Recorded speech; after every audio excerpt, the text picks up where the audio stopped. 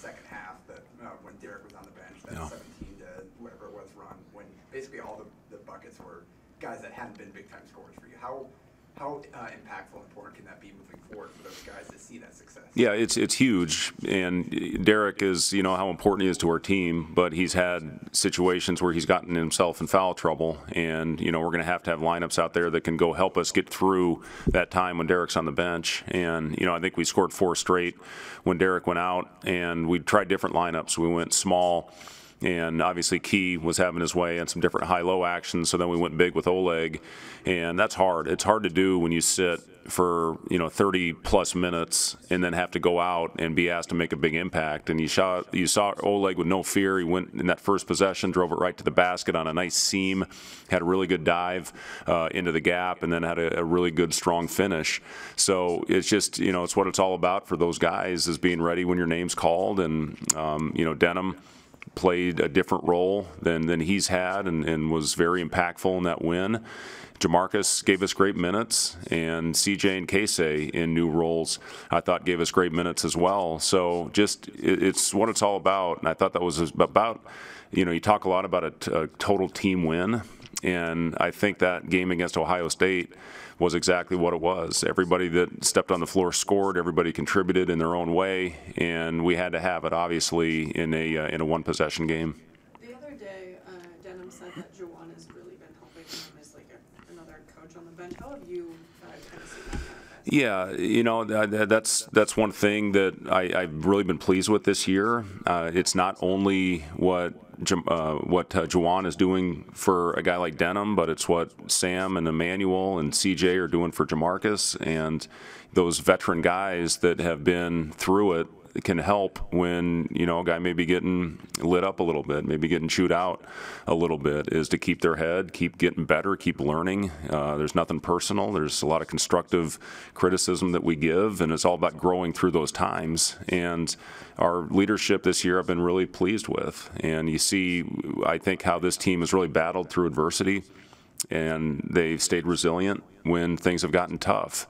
You know, I think that scoring drought we had the other day in the first half, where we couldn't get the ball in the basket, was a perfect example of that. We continued to guard, we continued to do things to keep us in that game, and then we went on that run in the second half and had one of our better offensive 20-minute performances that we've had in a long time. So, you know, we learned a lot about, I think, why we had success in that second half. Our ball movement was terrific.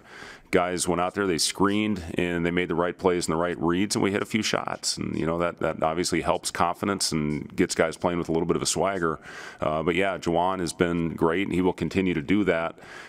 He's most likely going to have surgery next Wednesday. I think we've got a date now where he can get that shoulder fixed and on the path to getting 100% healthy again. So, you know, again, Juwan, he's going to be asked to do things for this team, even though his impact on the floor won't be there. But, you know, he can still lead. He can still talk about things from his experience and help our young guys out.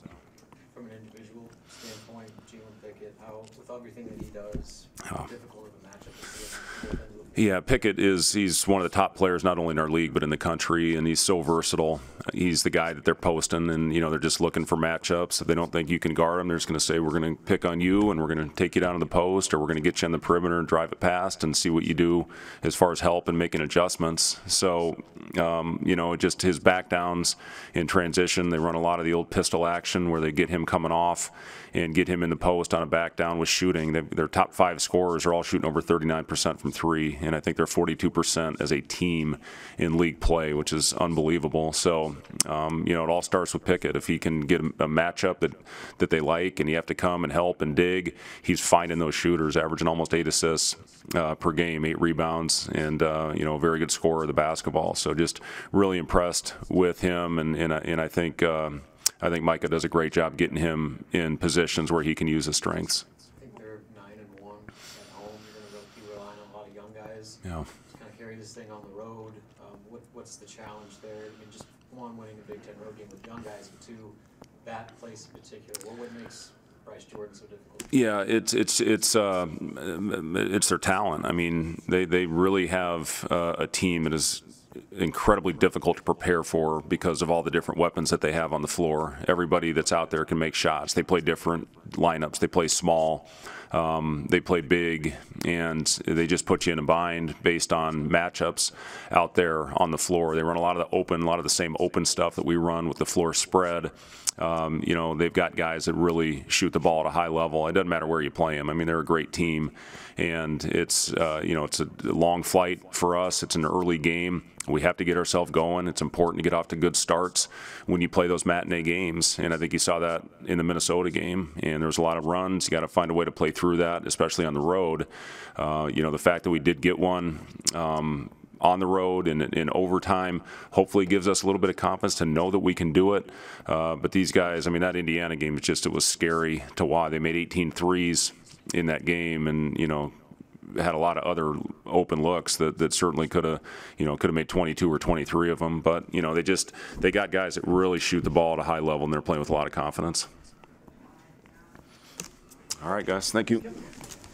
See you guys in Happy Valley. I will be on my couch.